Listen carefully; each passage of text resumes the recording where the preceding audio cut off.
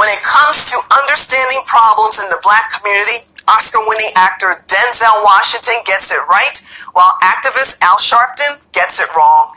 Exposing lies, revealing truth. Here's the deal with Denise Morelli. Race hustler Al Sharpton has spent years misguiding Black Americans. From defending the slanderous Tawana Brawley to hands up, don't shoot. Monday morning we were here. Michael Brown Sr., Claire, mother, all of us went to the courthouse steps and put our hands up and started hands up, don't shoot. Within 48 hours. Sharpton made race baiting his calling card, and he's at it again.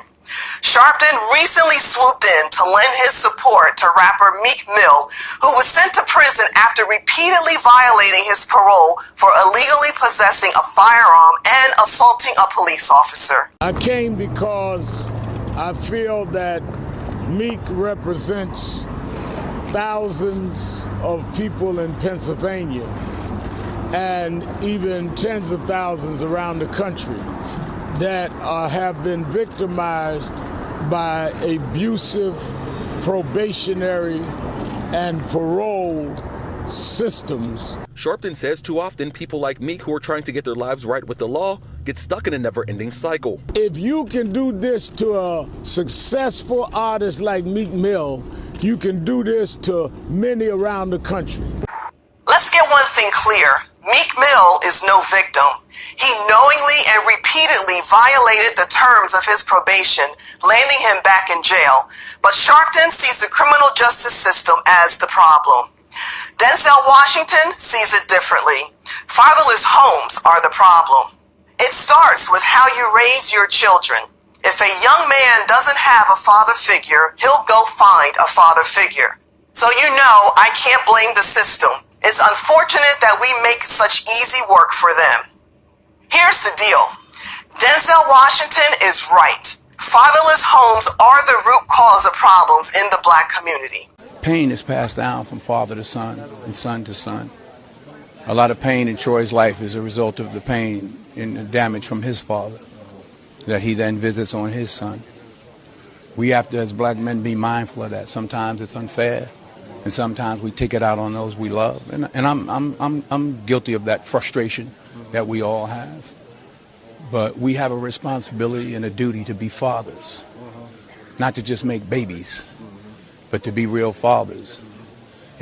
CNN's Don Lemon, yes, I can't believe I'm quoting Don Lemon, speaks to the heart of the problem. And number one, and probably the most important, just because you can have a baby, it doesn't mean you should, especially without planning for one or getting married first. More than 72% of children in the African American community are born out of wedlock. That means absent fathers. And the studies show that lack of a male role model is an express train right to prison.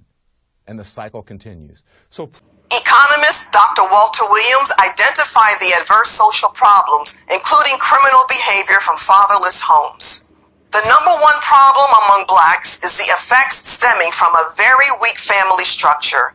Children from fatherless homes are likelier to drop out of high school, die by suicide, have behavioral disorders, join gangs, commit crimes, and end up in prison.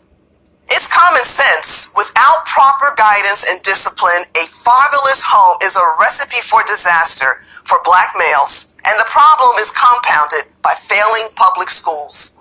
Young Black men can benefit from real leaders and mentors, not the Al Sharptons of the world, to guide them and remind them that actions have consequences. Check out Denzel's inspiring words to our future generation. Number 3, you'll never see a U-Haul behind a hearse. I'll say it again. You'll never see a U-Haul behind a hearse. I don't care how much money you make, you can't take it with you. And it's not how much you have. It's what you do with what you have. We all have different talents. Some of you will be doctors, some lawyers, some scientists, some educators, some nurses, some teachers. Yeah, okay. Some preachers. The most selfish thing you can do in this world is help someone else. Why is it selfish? Because the gratification, the goodness that comes to you, the good feeling that I get from helping others, nothing's better than that. Not jewelry, not big house I have, not the cars, but it's the joy. That's where the joy is, in helping others. That's where the success is.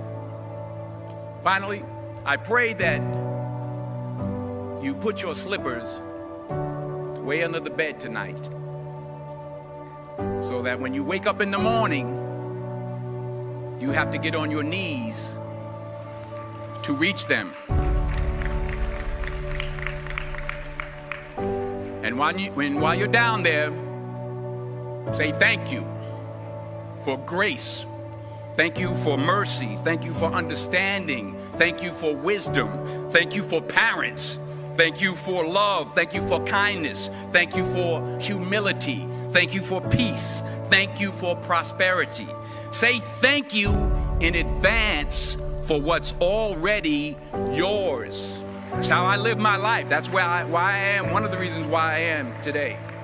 Say thank you in advance for what is already yours. True desire in the heart for anything good is God's proof to you, sent beforehand to indicate that it's yours already.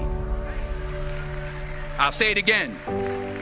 True desire in the heart, that itch that you have, whatever it is you want to do, that thing that you want to do to help others and to grow and to make money, that desire, that itch, that's God's proof to you, sent beforehand already to indicate that it's yours. And anything you want good, you can have. So claim it. Work hard to get it. When you get it, reach back. Pull someone else up.